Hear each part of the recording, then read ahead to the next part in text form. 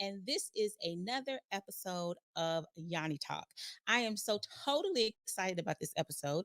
I'm so excited for you to meet the person that is going to be on today because she's totally phenomenal. But before we get started, I want to do, or rather let you know who's sponsoring this episode. It's Just You Soap Company. Duh. Just You Soap Company is just that. They are a bath and body company created out of necessity, and they provide products, soaps, Yanni bars, body butter, beard oil, you name it, they got it. And every product is made just for you, moisturizing, nourishing, and refreshing to the skin. You can contact them or go to the website rather at www.justyousoapcompany.com. Again, that's www.justyousoapcompany.com. And you can follow them on all social medias at Just You Soap Company. So there you go. Let's get into the episode. Today, we have as our guest D. Lachey Speaks. She is a self-appointed advocate for the spiritual, physical, mental, emotional, and psychological uprising of the African American community. She speaks empowerment and uplifting words through TV, radio, speaking engagements, and literature. She has worked on several productions for film and TV. She is a philanthropist, event creator, and international event planner. So, without further ado, I introduce to you D. Lachey. Hi, how you doing? I'm doing. I'm doing Awesome. great. How are you? Doing good. Thank you so very much for being here this Thank you for evening. Greatly asking me. appreciate it. Thank you for saying yes. I greatly appreciate it. I like for real. I'm totally excited about this. So we're not going to delay. We're going to jump right in because I know that Okay. you're very busy. So let me say thank you I got a again. date, It's like honey. I for real, got to for catch real. this man.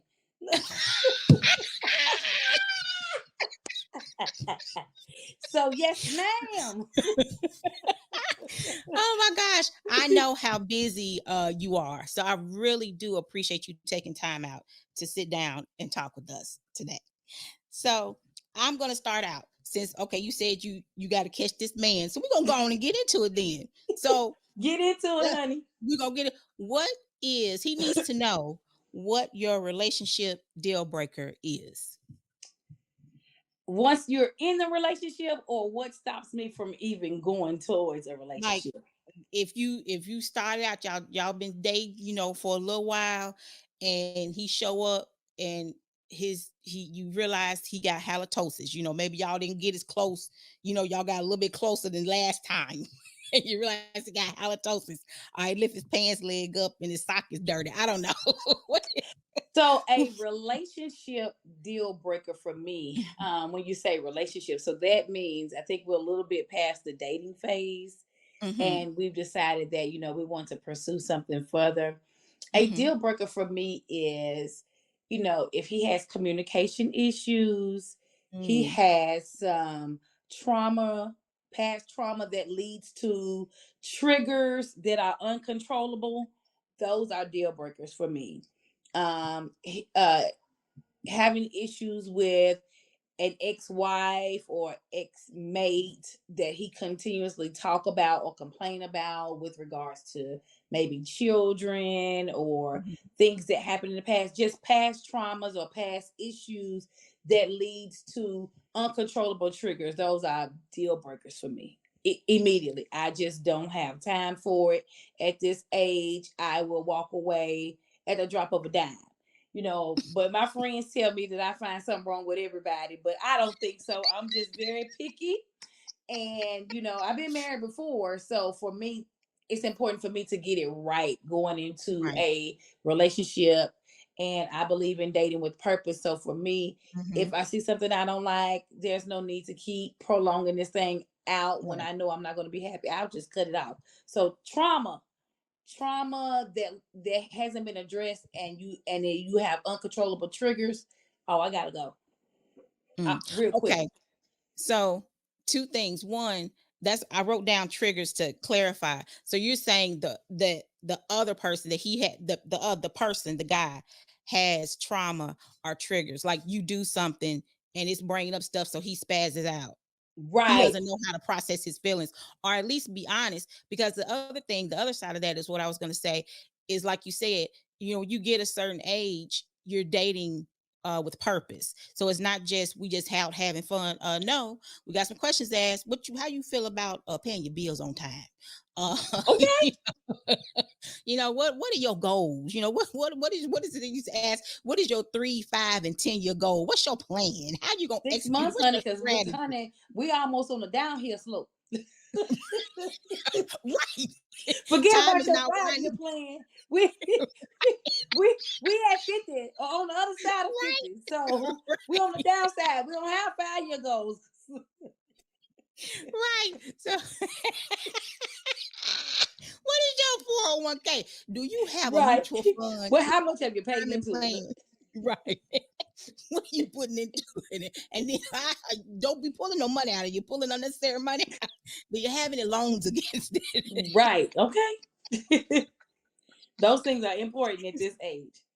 Right. That is true. That is true. And then that's something that we should teach our kids too. That Right. when you start all of that is important. And like you said, you've been married before, so you know what you are not going to deal with because you don't have time for the mess. Right. So the main thing for me, like I said, is, past trauma. And, we all have baggage in some form.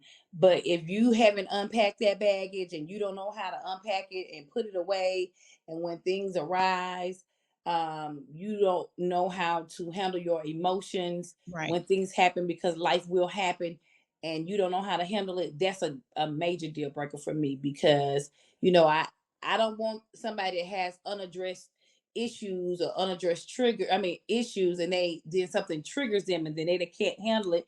That may send me over the edge in something, and I don't have time for that. Got way too much to lose. Right. That's the biggest thing for me, is unaddressed trauma. That's Mm-hmm. a deal breaker for me. I don't care what you bring to the table, how much you have, and what your level of success is, because I've dated the best of the best and the worst of the worst. But for Right. me, it's trauma. If you have unaddressed trauma, it's a deal breaker. Yeah. Right. So the other part of that is, what does your self-care routine look like? So, like you said, if you haven't unpacked it, so how do you what do you do to step back? Because I think I mentioned it in the introduction, but I mean, uh you're an entrepreneur, you're a businesswoman, you do philanthropy, you're being pulled in all different directions. You're a mom, you're a grandmother. If I look, I don't be telling everybody that, but but you have, Right. it's not just the outward part that everybody sees, but then when you're being pulled everywhere, you have family, you got friends, everybody wants a piece of you. So what do you do to unpack? What do you do to mellow out so that you can be the best you when you are presenting yourself? So for me, I have, in the last year, I would say, started to take care of myself. So, I've been intentional in the last year with taking care of myself. I didn't always do that. I've always taken care of people. I've been taking care of people since I was 8 years old. Mm-hmm. And I always took care of people. I took care of my younger brothers because, life was hard for us in our situation. I was always, have to get up, fix breakfast, and take care of my brothers. Then I became a mom at 18. So I was a young adult, soon as I reached adulthood, I was a mom. So I've always taken care of people. Now my children are grown, with the exception of one, and then being the full-time caregiver for my grandmother, I've just always taken care of people. And so in the last year, for me, it's been a matter of, it's about me now. It's about me Mm-hmm. taking care of me. I pour into so many people until I'm mentally, physically, socially, psychologically, even financially depleted, because I've poured everything I've had into other people. Woo, girl, wait a minute. Hold on. I'm having a hot flash. Jesus. That's a part of self care. Oh, my God. Wait a minute. I need to wait a minute. Hold on. Ooh, wait. Hold on. I got to turn this fan on. This is the Oh. bloopers, Lord Jesus. Woo! Oh God.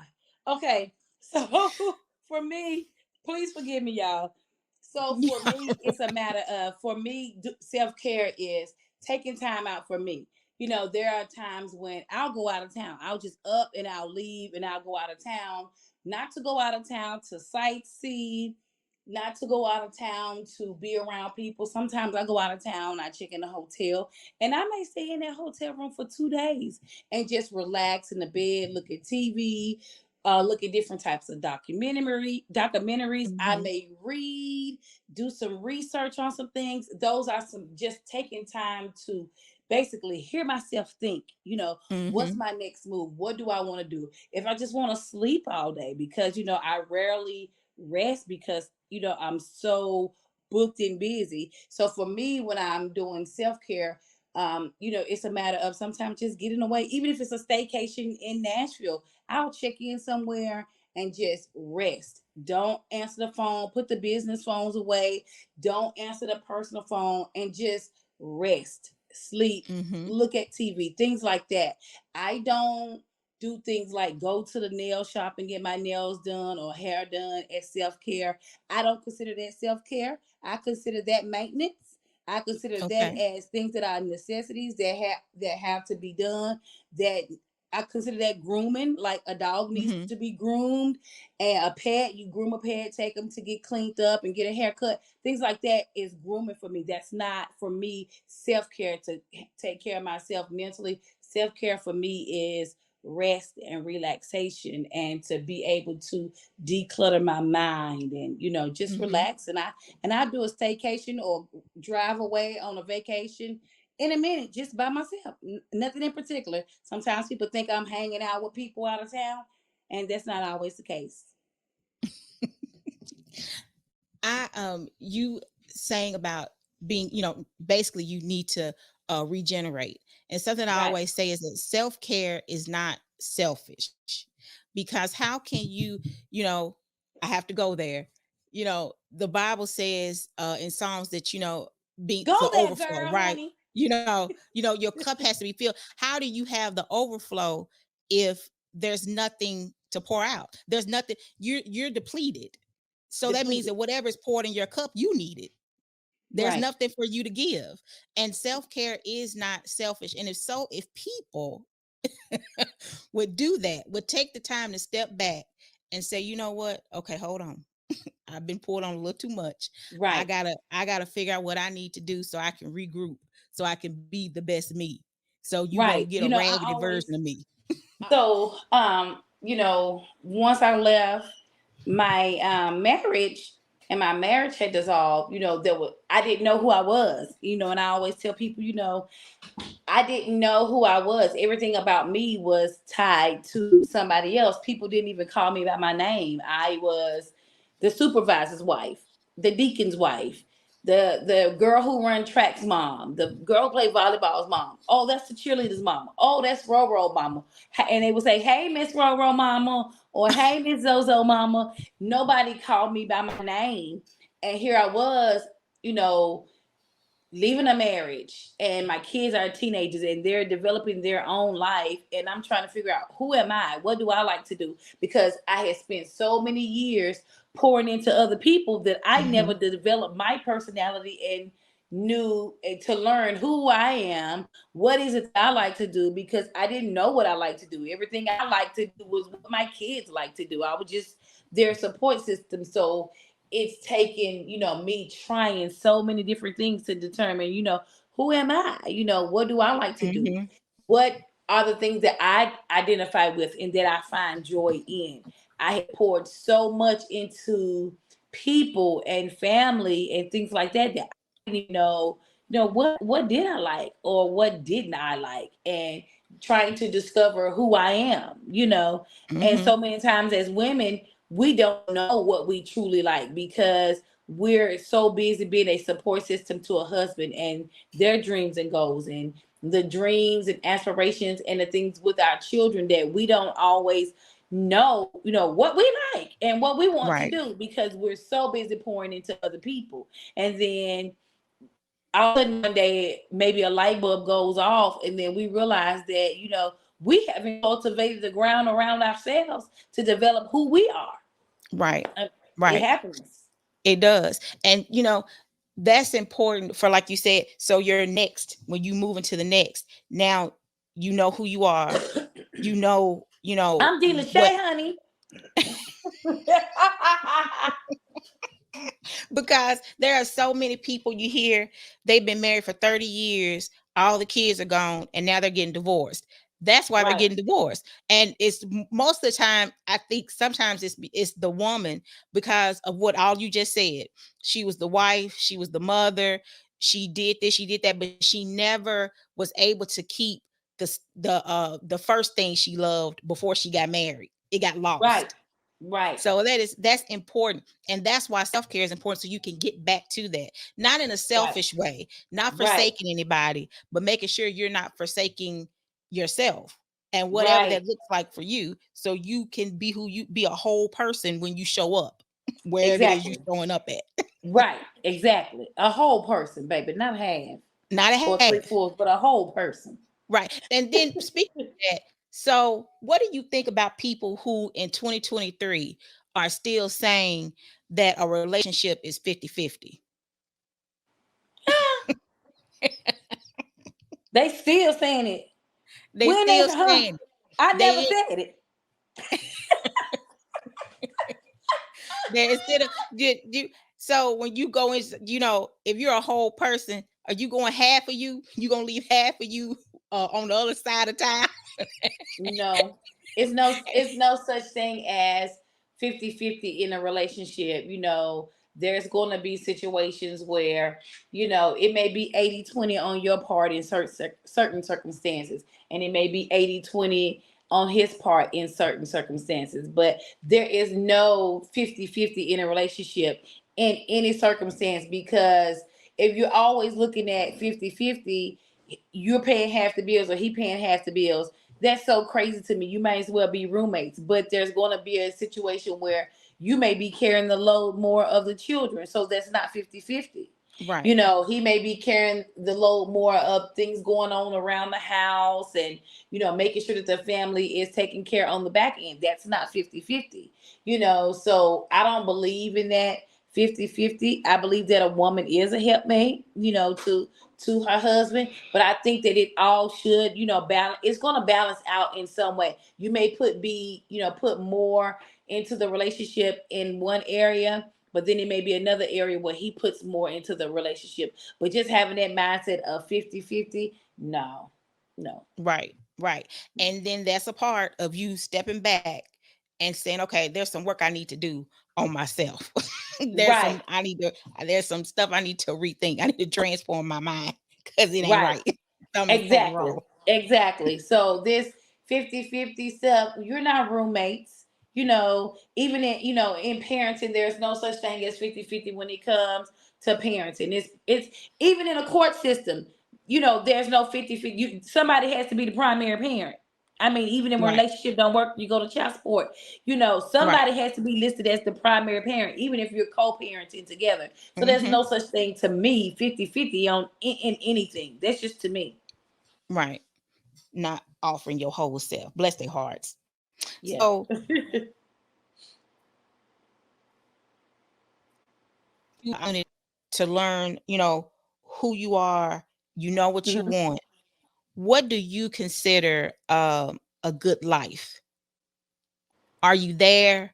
Are you working toward it? No, Do you I'm working towards. do you know do you have in your mind? And then I'll stop real quick. I'll do a quote unquote shameless plug. If you're wherever you are, I was going to say if you're in the Nashville area, but wherever you are, you got to keep your ear to social media and follow. I'll put up her social media in the description box, but you have to follow. It's at D Lachey Speaks on Instagram, but you have to follow her because she has a phenomenal vision board party. I forgot to mention that in the introduction, called Coming Out of the Mud. So the reason why I Yes, mentioned that, honey. the reason why I mentioned it is because I was about to say, do you have a vision of what your good life is? that you're working toward? Do you know what that is, or you're developing it as you're going? I am not where I want to be right now, but I am working towards that. I do want to live a multimillionaire lifestyle or billionaire lifestyle. I don't feel like I was created to be average. I don't feel like I was created to have just enough to barely get by. I don't feel like I should, have to save all year just to go out of town Mhm. for 4 days. That's not living Right. for me. I desire the finer things in life. I desire to go out of town just because it's Thursday. If I just want to up and go out of town because it's Thursday and spend the Mhm. weekend, just be spontaneous, I want to do that. If I want to treat my kids to, travel overseas and have a good time with them, and or treat my kids to something great, I want to be able to financially afford that, and it not break me. I want to be able to, enjoy life with, a significant other, and we, be Mhm. able to, enjoy each other. If we want to just stay at home for a week and take a week off, we don't have to worry about the business, suffering because we want to take uh, a week off to, rest and regroup, relax, relate, and release. Um, Right. Right. for me, being financially stable and financially set is very, very important to me. My spiritual journey is important to me, not a religious journey, but a spiritual journey. Mhm. Not, my relationship with God is very important. And I feel like it's the foundation for everything for me. So I am not where I want to be with my relationship with God. So, all of that's a part of, getting to the level that I want to be in life, not being religious. I Right. was religious a very long time, all Mhm. about denomination and church Mhm. rules and church rhetoric and things like that. I'm so over that now. I don't let anybody put me in a box, but my relationship with God is very important to me. However, I like to live. Jesus was the Right. first bootlegger. You know what I mean? He turned the party out. He So if did, and Jesus told can his live, mama it. baby, if Jesus can be a bootlegger, baby, and turn the party out, can't I live too? So I want Right. to certain lifestyle that I want to live. I want to enjoy life. I want to keep God first and be God centered, but I want to have a little of that bootleg wine that Jesus made.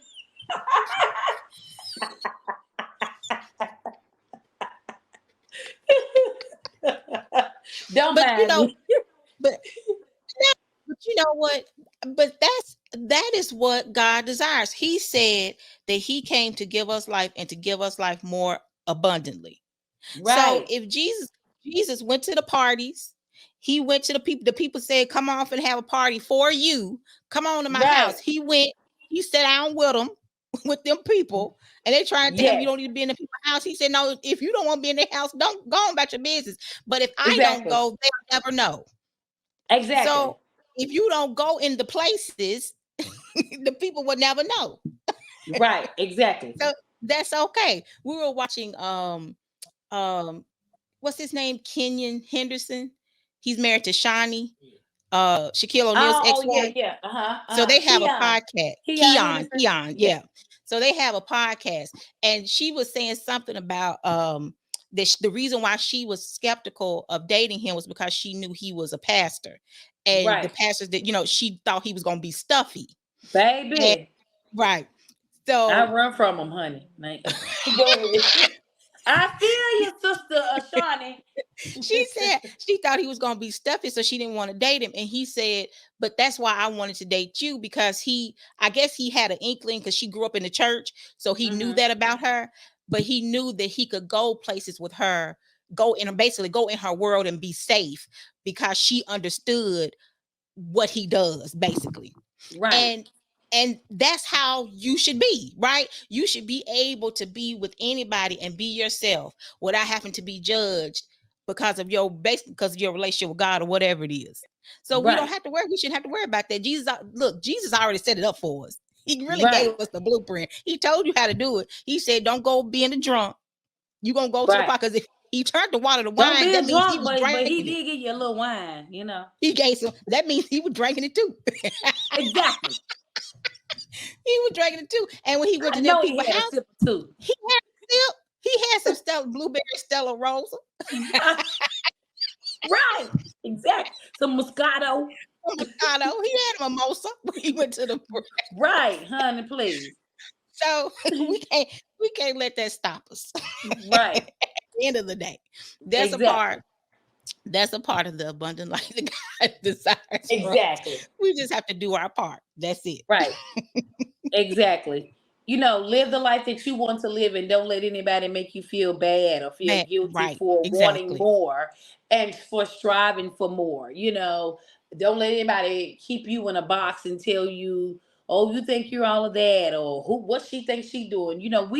We as black women, we deserve the finer things in life without explanation.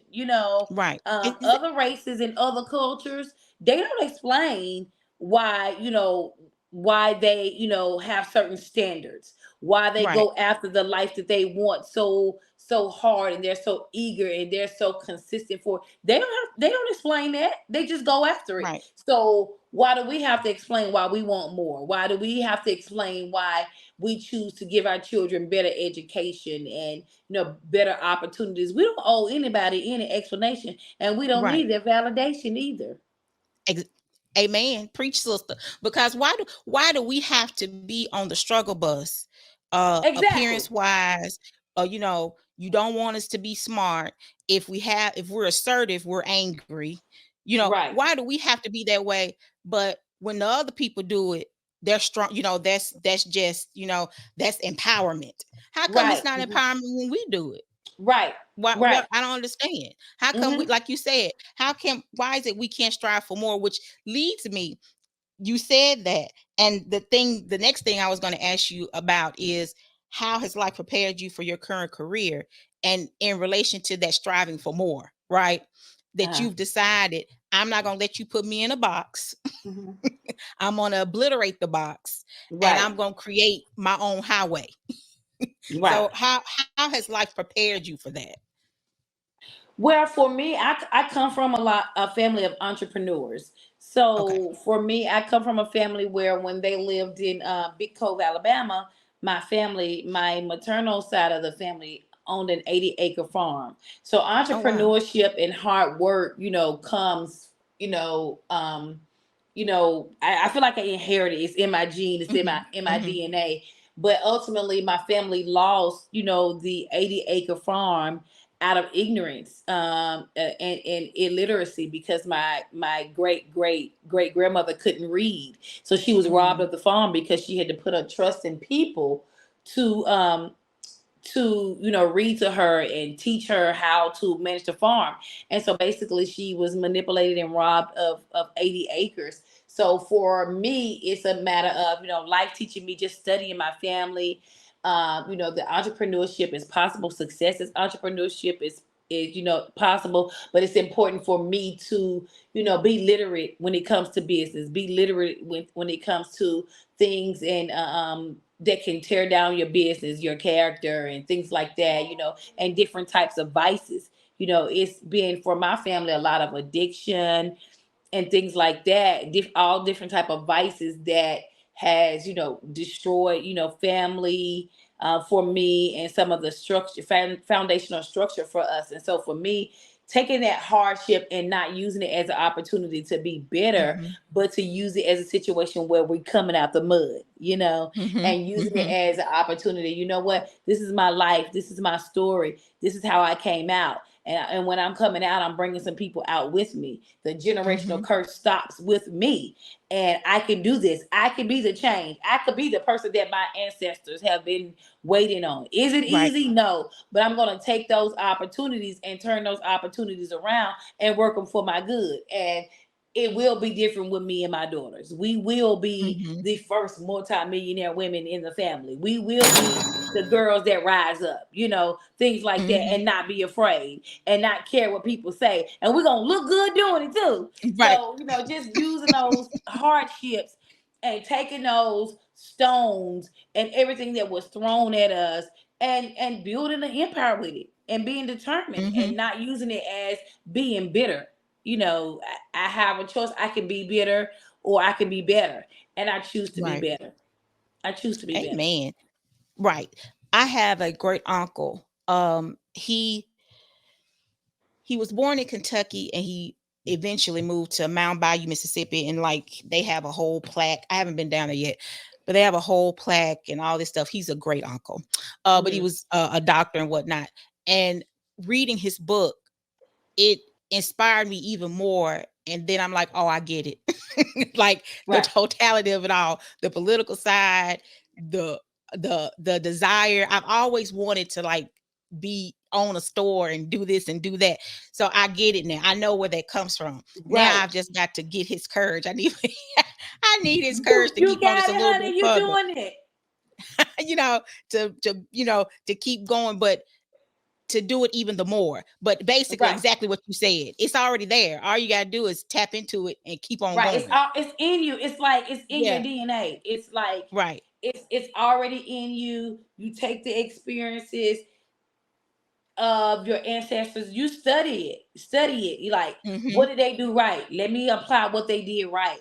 What did they do Mm-hmm. wrong? What was the breakdown where maybe they lost some land, or maybe they were, what went wrong? What can I use with that to, learn from that to be able to go further in my business and make it better? And then Right. applying, I went through these hardships for some reason.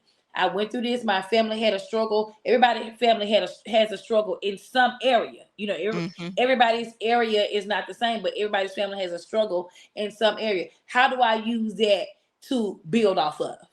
Right. Because my story and what I've gone through is somebody else out there that has gone through that and need to hear what I've gone through and how I came out. So how do I use that not to, feel sad or to be bad, but Mm-hmm. to empower and motivate someone else and show them how to come out? As Mm-hmm. Eric Thomas said, you already been through, you take your trouble and your trauma and get paid from it. Right. Right. Exactly. And I'm gonna ask you this. This will be the last question, and then we're gonna play a game. Okay. But you said something. I love games. Yay.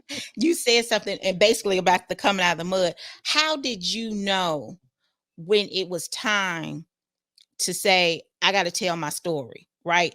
Because were you already doing the I don't want to say, I hate to use the word event planning, because that's not, it's, I don't know if a word has been created yet for what you do. So I don't know. Right.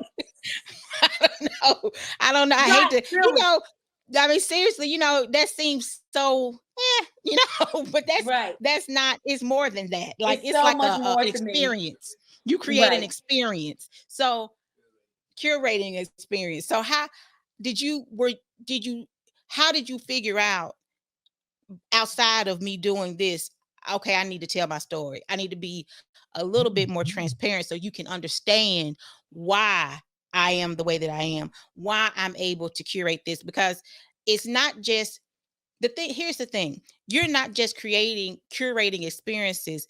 Like, you can see that it's not just you, right? There's a spiritual connotation to it, because you have to be like totally in tune, because there's something telling you, hey, put this color with this, do it like this, put it right here. You know what I mean? So Right. when did you figure out that it was time for you to say, okay, I need to let y'all know this is where this is coming from? So, for me, it's, I got into event planning by accident. Hmm. And so, I always did events and things like that for my children for their birthday parties. I would have a big Easter egg hunt every year with my kids, and they would invite friends over from school and things like that. And I would have people tell me, you need to do events. And, I would always say, I'm not doing events. I don't like people. And so, for me, with the event planning part of it, started doing events. My sister was getting married. And when my sister was getting married, she was determined that I had to do her wedding. Hmm. And I said, girl, I can't do your wedding. I never did a wedding before. That's your special day. And she called me Pinky. That's my nickname on my dad's side. And she was like, Pinky, you can do it. Hmm. I'm gonna help you. You can do it. I know you can do it. You can decorate. And I was like, oh my God, no, I can't. And so, long story short, I did her wedding. I posted her wedding on Facebook. And I went on about my business. I didn't think anything else of it. I just did her wedding. Well, 40,000 views later, it went viral. And I was like, Oh oh my gosh. wow. So people was asking me to do their events and things like that. And I was like, I don't know what I'm doing. I don't know about pricing. I've never done any type of event except for my sister's Mhm. wedding. I don't know. And so then I realized, you know what, this is bigger than me. This is not just a Mhm. hobby. This is a business. And Mhm. so that's how I got started with that. I did my sister wedding. I went viral, and that's it. Same thing happened basically with my vision board party. I was driving down the street. I'm thinking it's just a thought that popped in my head. Mhm. Um, what if I have a vision board party? And I'm thinking, I just made a post on Facebook just talking in general.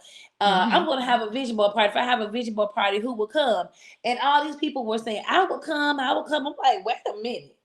And so then I called my cousin. He made a flyer. So I said, if I sell 50 tickets, then I'll be okay. If I sell 50 tickets, well, I Mhm. sold 50 tickets in the first week, and I was like, oh my god! Like it was literally like this is bigger than me. This is something that's greater Right. than me. And Right. so for me, with the vision board party, I knew that I had to incorporate ministry in it. I was so Mhm. tired and so burnt out with church ministry and religious ministry and the way, ministry for me, I just started feeling like, with church, you had to politic in the church to Mhm. do ministry and do work in the church. And I was tired of that. Whatever the standard and the mold that you had to be. And I said, you know what? God, when Jesus said, go ye therefore, if the ministry, and I just said, if I only do the ministry that God called me to inside the four walls of the church, that's not the ministry that God called me to.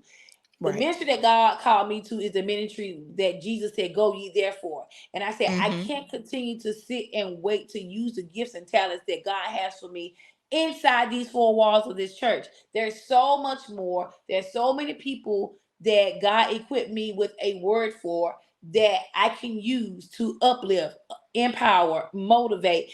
And I said, Lord, you gave me this gift. You gave me this calling, but you also gave me this creativity. Mhm. Allow me to use the ministry and the gifts and talents you gave for me to do for my purpose, and be able to tie in the gifts and talents with my creativity that you gave me to give such an extraordinary experience. Allow me to use all the gifts you gave me to bring people together, to motivate, uplift, empower, to give them an epic experience that they've never experienced before. So for me, Mhm. my events have to be like a BET production or Right. MTV Awards or something like that, over the top, because I'm like, hey, God, you gave it to me. God's will, Right. God's bill. Yep. Well, So, I tell you what, this year, I mean, each year like builds upon itself. yeah. Totally, totally phenomenal. Well, thank Totally you. phenomenal. It Well, was thank you. totally awesome. It really was. From you dancing with the Girl, sophisticated ladies, I mean, just they in the had me have my outfit, comfort zone, honey. huh? I mean, just I mean, awesome. And then the speakers, it was awesome. It was totally awesome. And I have to say, you know, thank you. If no, and I think that's what happens sometimes is you don't have to get a pat on the back, right? As you're doing it, and that God's giving it to you to do. But I have to say thank you for doing it, right? Because you could have just kept it to yourself. The Yeah, idea could have popped in and you could have just dismissed it and went on and kept doing what you were doing. But you said yes. And it's not outside of what you were already doing, right? It all fits in together. And right, that's what when you that's how you know that it's been directed and that it basically is blessed because it all fits in together. You're not coming outside of anything that you were already doing. It just all goes in together and it helps you continue out what it is that you're doing. So thank you for being you well, and thank you. I finally discovered who I am. yes, thank you for doing that. Look, you encouraging somebody else to say, I need to step back. I need to take some more. Maybe I need to tell this man to keep them little nappy head kids while I go out of town by myself so I can Right, regroup, regroup, honey. Let me tell you. regroup. Yeah, and come back and be a new person. Tell y'all, okay, it's a new person, new sheriff in town. Right. Let me tell Because, you honey, how it's it's gonna go. everything. Right. Thank you so much. This was like a totally awesome conversation. Thank you so much. But we're Thank not you. done. We're gonna Let's play a play this game. game, honey. Okay. So the title of is one must go. So it's like, the things you see, on the local Facebook. They give you three or four things of whatever it is, and then you say which one you want to get rid of. Okay. Okay. So I have three scenarios. Okay. The first Okay. one, Okay. I'm going to give you three people, and you say which one has to go. Okay. Okay. So we have Morris Chestnut, Hmm. Shamar Moore, and Tyrese. One Shamar must Moore, because go. he yellow. He yellow. I like chocolate. Baby, do you hear me? Do you hear me? I like chocolate. Oh my gosh. I mean, he okay. He fine. Don't get me wrong. But baby, the darker the berry, as they say, the sweeter the juice. Oh, look, it got me snorting. Okay. Something about a chocolate man. Do you hear me? Dark Oh, chocolate. but I agree. Okay. Look, I I concur. know you do. Oh my gosh. Okay. So next we have Aretha Franklin, Patti LaBelle, and Gladys Knight. Oh, Gladys gotta go. I'm sorry. I On love the Auntie midnight Gladys, train. but She yeah. can go on and go on the midnight train. Okay. Her and the pits. And the They go. pips, okay? On the midnight train to Oh Georgia. my gosh. To Georgia. Oh my gosh. Okay. Last group. We have Beyonce, her, and Summer Walker. So my kids love Summer Walker. I really don't know anything about her, so I'm going to say Summer Walker can go. Summer Walker. But my Okay. Yeah. kids love her. I just don't know anything about her. Yeah. Yeah. She's So for me, cool, she can go but because I don't really know her. right. I don't know you, boo boo. Right. Sorry. Look, you gotta go. Toodles, Right. toodles. Toodles. Oh my gosh. Thank you so much. This has been so totally awesome. I've totally enjoyed. You'll probably be back on again. I have to come up with another topic. You said some stuff that made me think. So we'll see. Girl, let's do it, honey. Let's get a whole panel. Do you hear me? Oh, that would be good. Uh-oh. Girl, yeah. Uh-oh. Look, we gotta talk. We gotta see about that. That would be Get all good. these Giannis talking and chattering, okay?